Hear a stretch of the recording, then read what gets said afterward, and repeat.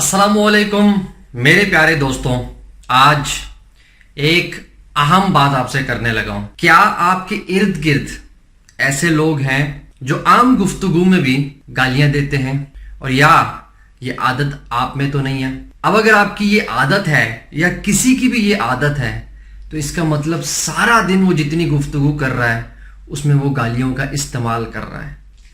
ہمارے معاشرے میں یہ چیز بہت زیادہ ہے اور ہم اس کو بہت کیجول لیتے ہیں۔ آپ کو پتہ ہے گالی دینا بہت بڑا گناہ ہے، یہاں تک کہ خانہ کعبہ کو گرانے سے بڑھ کر یہ گناہ ہے۔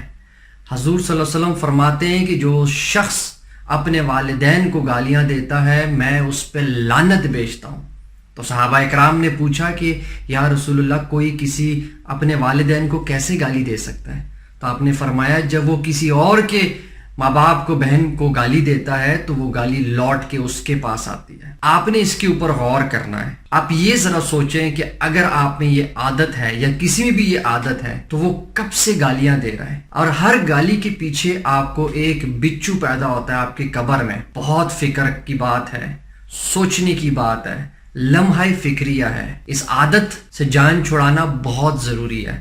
اگر آپ میں یہ عادت ہے تو اس کو آج ہی ترک کر دیں اور اپنی آنے والی زندگی میں اپنی اصلاح کریں اور اپنے پیچھے دیے ہوئے ان گناہوں کی مغفرت کی دعا کریں کہ اللہ تعالیٰ آپ کے وہ گناہ بخش دیں۔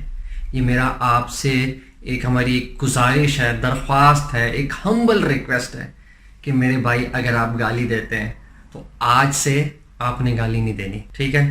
اللہ حافظ۔